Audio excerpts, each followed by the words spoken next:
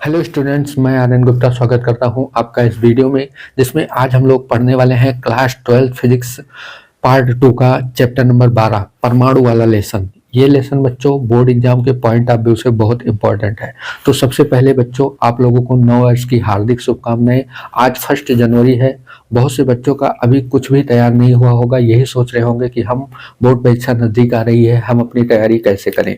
तो प्यारे बच्चों बिल्कुल भी हिम्मत मत हारिए। बस आप लोग अब से नए वर्ष में ये संकल्प कर लीजिए कि जब तक हमारा बोर्ड एग्जाम नहीं हो जाता है तब तक हम आज से 8 घंटे 6 घंटे जो भी हो अपने हिसाब से उसको सोच लीजिए और आज से मेहनत करना शुरू कर दीजिए और अपनी पढ़ाई में अच्छे तरीके से लग जाइए। फिजिक्स हुआ, मैथ हुआ, केमिस्ट्री है, बायोलॉजी है, 2-2 घंटे आप लोग अपनी पढ़ाई डेली कीजिए जिससे आप लोगों का अच्छे से अच्छा मार्क्स आ सके। अब समय है बच्चों केवल इम्पोर्टेंट क्वेश्चन को तैयार करने का, क्योंकि पूरा सिलेबस तो अब हम नहीं पढ़ पाएंगे। ठीक है, तो यहाँ पर बच्चों मैं फिजिक्स की आप लोगों की chapter wise most important question जो आपके बोर्ड परीक्षा में पिछले 10 से 15 सालों में पूछे गए हैं उन्हीं को तैयार करा रहा हूँ। फिजिक्स सेकंड हमारा खत्म होने वाला है। आज है इसमें लेक्चर नंबर हमारा 37वां लेक्चर है, जिसमें हम लोग परमाणु वाला लेसन कंप्लीट करेंगे। ज़्यादा से ज़्यादा इसमें 40 से 45 लेक्चर होगा। उसके बाद हम लोग ये फिजिक्स पार्ट 2 खत्म कर लेंगे। उसके बाद पार्ट 1 के चैप्टर वाइज के मोस्ट इंपॉर्टेंट क्वेश्चन को हम लोग न्यूमेरिकल हो गया, डेरिवेशन हो गया, short answer, very short answer, सब कुछ हम लोग एक तरफ से तैयार करने वाले हैं। केवल वही क्वेश्चन बच्चों जो आपके बोर्ड परीक्षा में पूछे गए हैं। मैं एक तरफ से आपको नहीं पढ़ा रहा हूँ, एक तरफ से पढ़ाऊंगा तो आप लोगों को कंफ्यूजन भी होगा और तैयारी करने में भी प्रॉब्लम होगी। लेकिन मैं ऐसे क्वेश्चन आपको प्रोवाइड कर रहा हूं जो आपके बोर्ड एग्जाम में पूछे गए हैं। तो आप लोग अगर बेहतर तैयारी करना चाहते हैं तो चैनल को जरूर सब्सक्राइब कीजिए और अपनी फिजिक्स की पढ़ाई बहुत अच्छी तरीके से कीजिए। प्यारे बच्चों, आज जो हमारा लेक्चर होने वाला है परमाणु वाले लेसन का होने वाला है, इसमें आज हम लोग शुरू करेंगे। सबसे पहले मोस्ट इंपॉर्टेंट क्वेश्चन रदरफोर्ड का परमाणु मॉडल। बहुत ही इंपॉर्टेंट क्वेश्चन है। क्वेश्चन आता है रदरफोर्ड का परमाणु मॉडल लिखिए तथा इसकी सफलताओं और विफलताओं, असफलताओं या विफलताओं या कमियों का उल्लेख कीजिए। ठीक है ना, इस टाइप से क्वेश्चन आता है। 3 नंबर या 5 नंबर में क्वेश्चन देता है, तो आप लोगों को पूरी व्याख्या करनी। 3 नंबर में आता है, बहुत इंपॉर्टेंट क्वेश्चन है। तो चलिए शुरू करते हैं आज की क्लास। पीडीएफ जो कुछ भी होगा क्लास का बच्चों वो आपको हमारे टेलीग्राम चैनल पर मिल जाएगा, जिसका लिंक मैं नीचे आपको डिस्क्रिप्शन बॉक्स में दे दूंगा। तो चलिए शुरू करते हैं आज का अपना टॉपिक। हेडिंग डालेंगे आप लोग कि रदरफोर्ड का परमाणु मॉडल। ये क्वेश्चन है, जैसे जो क्वेश्चन अभी हमने बोला ये क्वेश्चन है, बाकी आप लोग लिखेंगे कैसे ये मैं आपको यहाँ पर बताऊंगा। सबसे पहले तो आप हेडिंग डालेंगे रदरफोर्ड का परमाणु मॉडल। यहाँ पर लेसन है परमाणु, ठीक है, एटम वाला लेसन है परमाणु। ठीक, इसमें हमारी पहला जो क्वेश्चन मोस्ट इंपॉर्टेंट क्वेश्चन है रदरफोर्ड का परमाणु मॉडल। रदरफोर्ड का परमाणु मॉडल,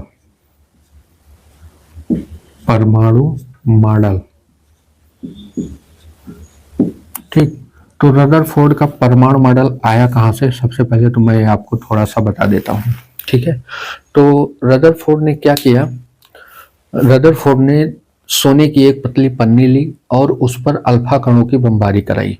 ठीक, अल्फा कणों का प्रकीर्णन कराया बहुत भारी मात्रा में। ठीक है, तो अल्फा कणों के प्रकीर्णन से क्या हुआ, उन्होंने क्या देखा कि बहुत सारे अल्फा कण जो है वो कुछ तो पास हो जाते हैं उस पन्नी से और कुछ जो है वापस लौट आते हैं, कुछ जो है थोड़े एंगल पर रिफ्लेक्ट हो जाते हैं। ठीक है, मुड़ जाते हैं मतलब अपने मार्ग से। ठीक है, जैसे यहाँ पर इन्होंने एक ये मान लीजिए क्या है, सोने की पन्नी का धातु मतलब परमाणु हम मान लिए। ठीक है, और इस पर इन्होंने अल्फा कणों की बहुत ढेर सारी बमबारी कराई। ठीक, अल्फा कणों की, ये अल्फा कण है। ठीक है, तो इन्होंने क्या देखा, इन्होंने देखा इसे, ठीक है, इन्होंने देखा कि कुछ अल्फा कण तो ऐसे रिफ्लेक्ट हो गए, कुछ कम कोण पर रिफ्लेक्ट हुए, कुछ और अधिक कम पर। ठीक है, कुछ जो है सीधा निकल गए। ठीक है, तो इन्होंने ये बताया कि जो है परमाणु के बीच में कोई एक धनावेश है, क्योंकि अल्फा कण पर कैसा आवेश है, +2 इलेक्ट्रॉन का आवेश होता है, +2 प्रोटॉन का आवेश, 2 प्रोटॉन के आवेश, 2 प्रोटॉन के आवेश के बराबर इस पर क्या होता है, आवेश होता है, धनावेश होता है। तो जब इस धनावेशित कण को अल्फा कण, मतलब इस सोने की पन्नी, ये क्या है, सोने की पन्नी का परमाणु है, सोने की पन्नी, ठीक, उसी का परमाणु ले लिया इन्होंने, ठीक है, सोने की पन्नी लिया, बाद में निष्कर्ष जो दिया वो परमाणु के आधार पर दिया था, ठीक है। तो सोने की पन्नी पर जब अल्फा कणों की बमबारी कराई तो बहुत सारे अल्फा कण जो है वो क्या हुए, यहाँ से रिफ्लेक्ट हो गए और बीच से वापस हो गए, कुछ कम कोण पर रिफ्लेक्ट हुए, कुछ अधिक कोण पर रिफ्लेक्ट हुए और कुछ सीधा निकल गए, ठीक है।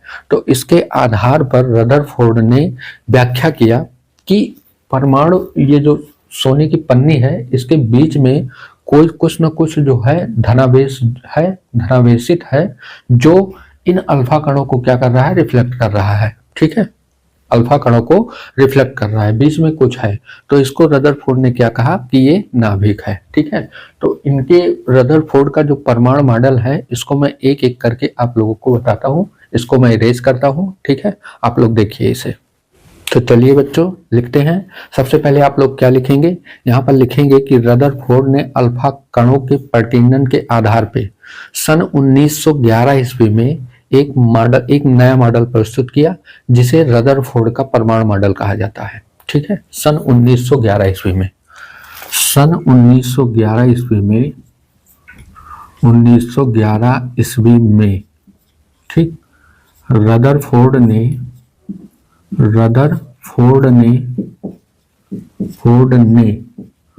अल्फा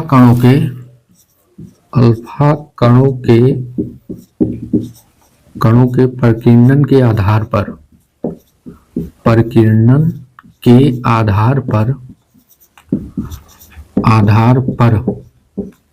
एक नया मॉडल प्रस्तुत किया, एक नया मॉडल प्रस्तुत किया, ठीक है,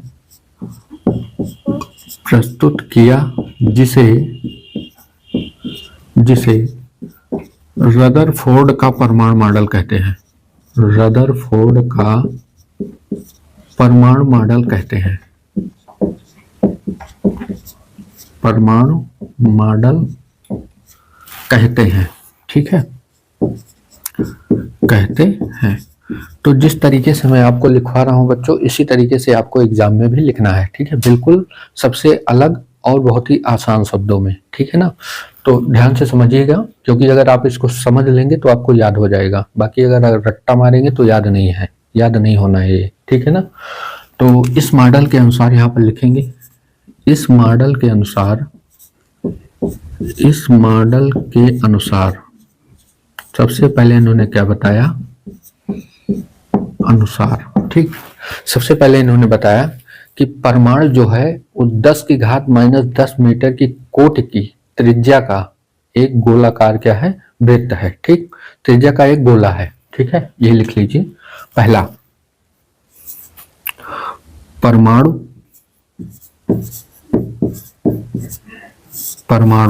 ठीक है, परमाणु एक 10⁻⁻10 मीटर,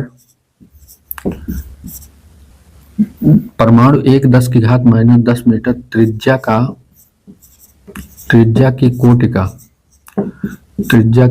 का एक गोला है, सबसे पहली बात, ठीक, गोला है।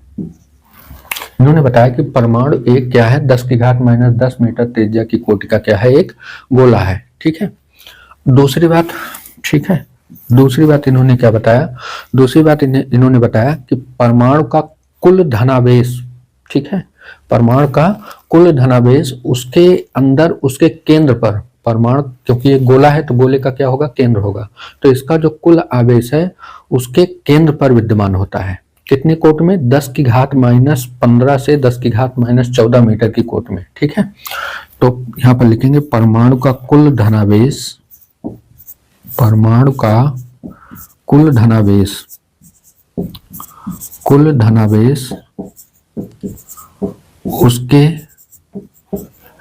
उसके केंद्र पर केंद्र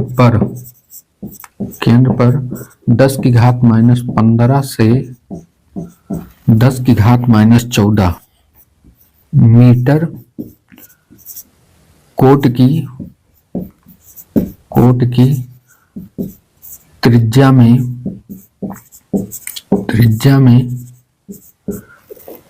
विद्यमान होता है या स्थित होता है, विद्यमान होता है। ठीक, उसका जो परमाणु का समस्त धनावेश होता है वो उसके केंद्र पर 10 की घात -15 से 10 की घात -14 मीटर की कोट की त्रिज्या में विद्यमान होता है। अब संपूर्ण धनावेश जो इसके केंद्र पर विद्यमान होता है, इतनी 10 की घात -15 से 10 की घात -14 मीटर की कोट की त्रिज्या में, इसे रदरफोर्ड ने क्या कहा? नाभिक कहा, जिसे यहीं पर लिख लीजिए, जिसे नाभिक कहते हैं, जिसे नाभिक कहते हैं। ठीक, इसके बाद तीसरी बात इन्होंने क्या बताई? तीसरी बात इन्होंने बताई कि नाभिक के चारों ओर 10 की घात -10 मीटर की त्रिज्या में, ठीक है, 10 की घात -10 मीटर की कोट की त्रिज्या में क्या वितरित रहते हैं? इलेक्ट्रॉन वितरित रहते हैं। ठीक है, उन्होंने बताया खोखले गोले में इलेक्ट्रॉन वितरित होते हैं, जिनका, और जो इलेक्ट्रॉन वितरित रहते हैं उनका कुल आवेश इसके धनावेश के बराबर होता है। ठीक है, इसमें लिखेंगे कि नाभिक के चारों ओर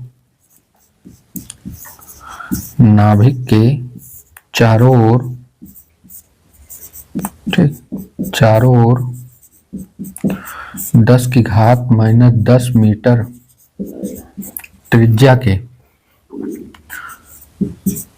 के खोखले गोले में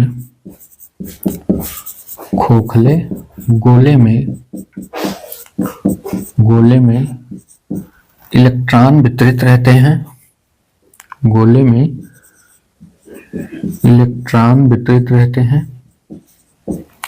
इलेक्ट्रॉन वितरित रहते हैं, वितरित होते हैं, जिनका कुल आवेश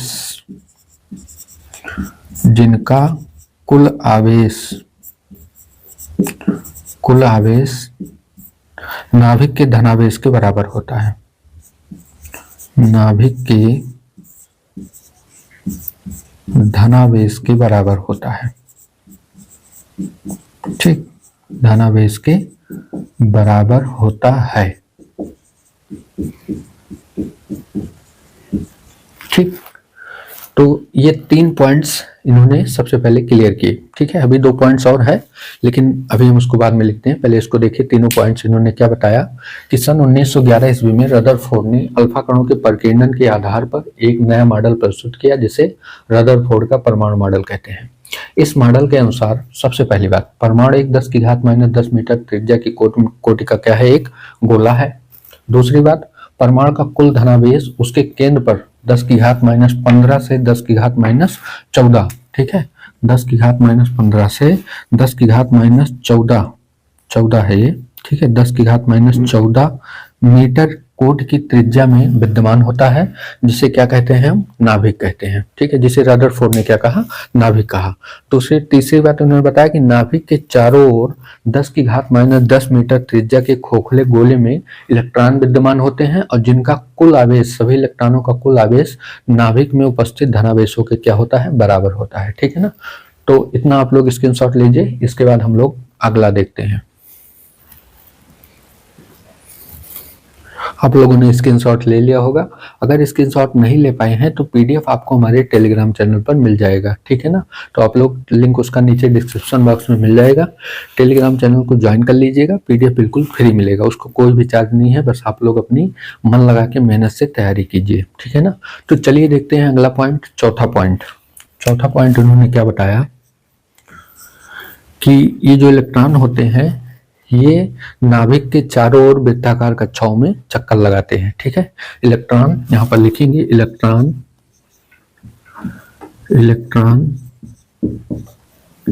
नाभिक के चारों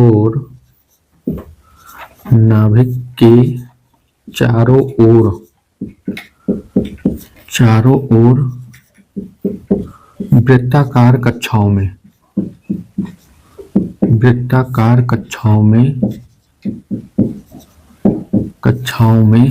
चक्कर लगाते हैं। ठीक। और उसके बाद पांचवा पॉइंट्स इन्होंने ये दिया कि जैसे कोई भी कण है, अगर वो वृत्ताकार पथ में चक्कर लगा रहा है तो उसको क्या चाहिए, अभिकेंद्र बल चाहिए। किसी भी कण को अगर वृत्ताकार पथ पर घूमना है, चक्कर काटना है, तो उसके पास अभिकेंद्र बल होता है। तो इन्होंने बताया कि ये अभिकेंद्र बल जो है नाभिक के धनावेश और इलेक्ट्रॉन का ऋणावेश, इन दोनों के बीच जो आकर्षण बल लगता है उसके द्वारा मिलता है। ठीक है, तो यहाँ पर लिखेंगे इसको। इस गति के लिए पांचवा पॉइंट्स, इस गति के लिए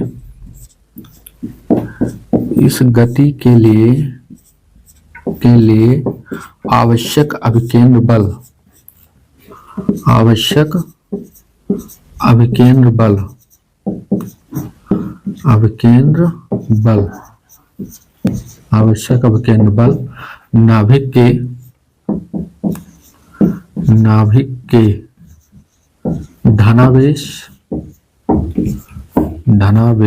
नाभिक के धनावेश कौन सा, प्लस ZE। ठीक, नाभिक का ये आवेश होता है। ठीक है, जो भी परमाणु होगा उसका परमाणु क्रमांक Z और एक इलेक्ट्रॉन का आवेश। ठीक है, तो नाभिक के धनावेश तथा इलेक्ट्रॉन के ऋणावेश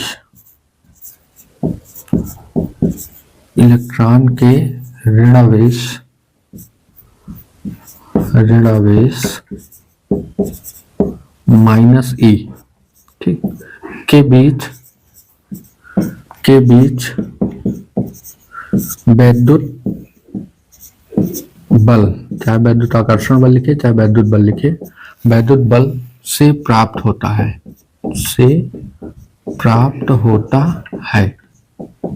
ठीक, ये 5 बातें किन्होंने बताई, रदरफोर्ड ने बताई। ठीक है ना, किसके संबंध में, परमाणु के संबंध में। ठीक है ना, बहुत ही इंपॉर्टेंट है। आप लोग जैसा हमने लिखा है इसी तरीके से आपको लिखना है। ठीक है ना, अब इसको अभी हम स्क्रीनशॉट लेने का मौका देंगे। आप लोग स्क्रीनशॉट ले लीजिएगा।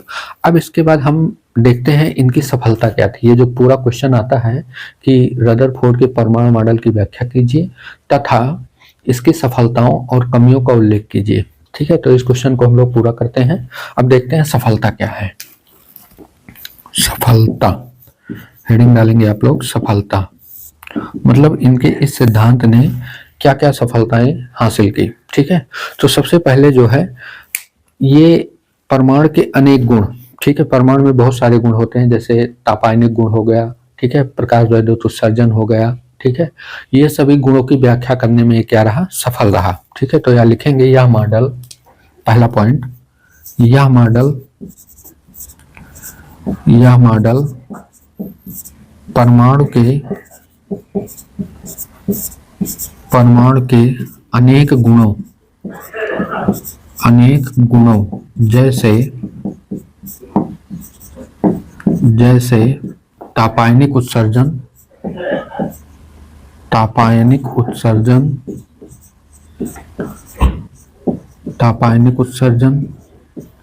और हो गया आपका तापायनिक उत्सर्जन, उदासीनता। ठीक है, और प्रकाश वैद्युत प्रभाव, तापायनिक उत्सर्जन, उदासीनता, प्रकाश वैद्युत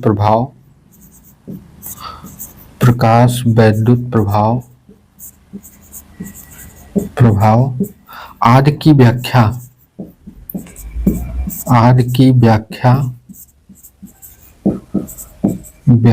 करने में सफल रहा।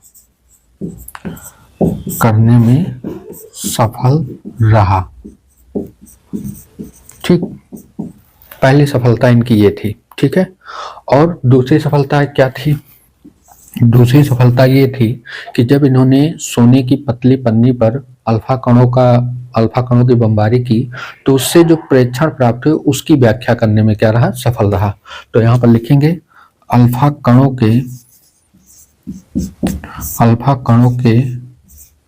प्रकीर्णन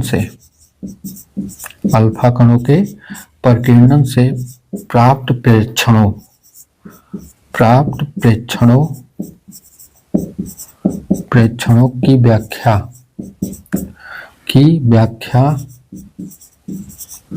करने में, ठीक, इसकी व्याख्या करने में क्या रहा, सफल रहा। ठीक है ना। तो ये हो गई परमाणु के रदरफोर्ड मॉडल की सफलताएं। ठीक है ना। आप लोग इतना स्क्रीनशॉट लीजिए, उसके बाद हम लोग इनकी कमियों को देखते हैं कि इनका जो ये रदरफोर्ड का परमाणु मॉडल था, किन कमियों को, मतलब किन चीजों को ये पूरा नहीं कर पाया और क्या कमियां रह गई थी। ठीक है ना। आप लोग इसको स्क्रीनशॉट लीजिए, फिर आगे देखते हैं।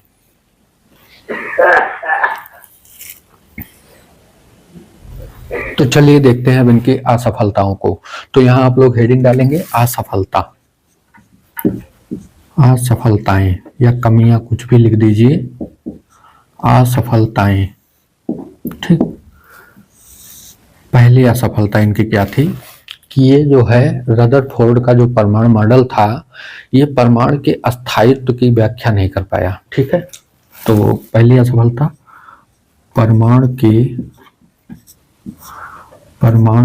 अस्थायित्व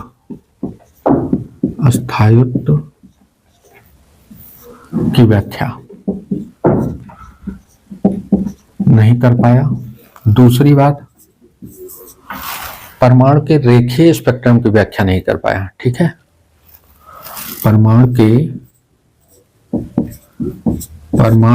रेखीय स्पेक्ट्रम की व्याख्या,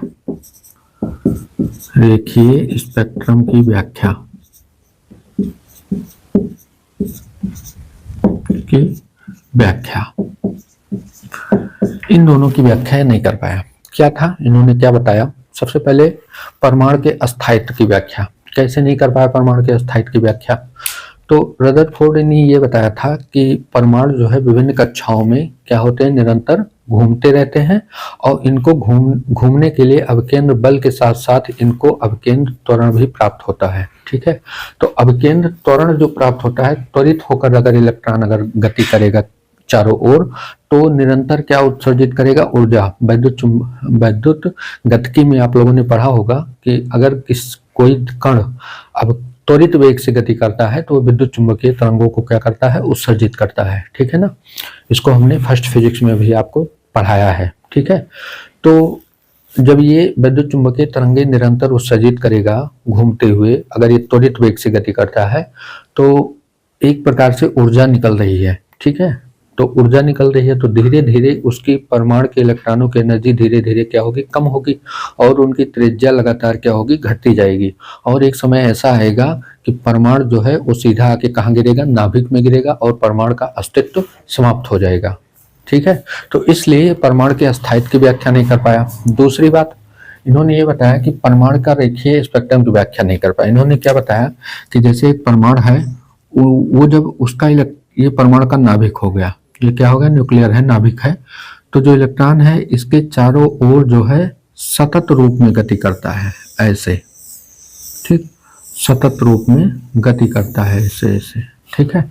मतलब इनकी कक्षाएं अलग नहीं होती हैं, ऐसे ऐसे ये क्या करता है, गति करता है। ठीक है।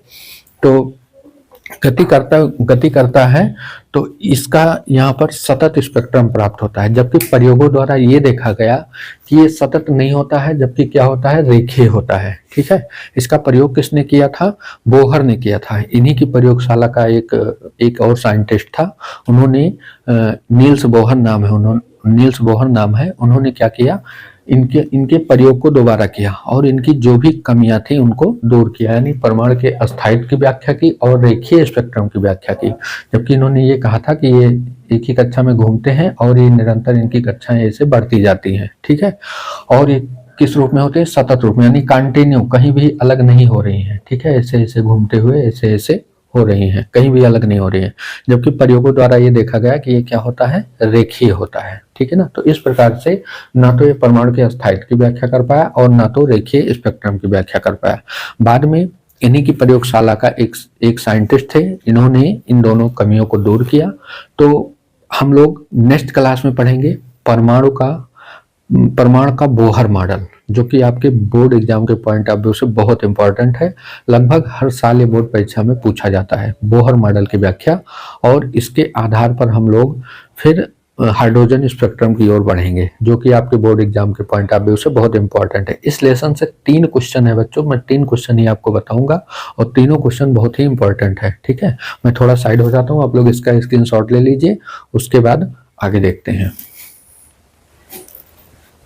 तो स्क्रीनशॉट ले लिया बच्चों आप लोगों ने। तो आज की क्लास के लिए इतना ही रखते हैं, बाकी कल की क्लास में हम लोग नील्स बोहर का परमाणु मॉडल देखेंगे, जो कि आपके बोर्ड एग्जाम के पॉइंट ऑफ व्यू से बहुत ही इंपॉर्टेंट है। बस आप लोग मेहनत से तैयारी कीजिए। जो भी क्वेश्चन आपको दिए जा रहे हैं, इसका फ्री पीडीएफ आपको टेलीग्राम चैनल पर मिल जाएगा, उसका कोई भी चार्ज नहीं देना होगा। कोई भी पेड कोर्स नहीं है बच्चों, बस आप लोग अपनी पढ़ाई कंटिन्यू रखिए। ठीक है, अच्छा से अच्छा नंबर लेके आइए। मिलते हैं हम लोग कल की क्लास में, तब तक आप लोग पढ़ते रहिए, मस्त रहिए। जय हिंद, वंदे मातरम।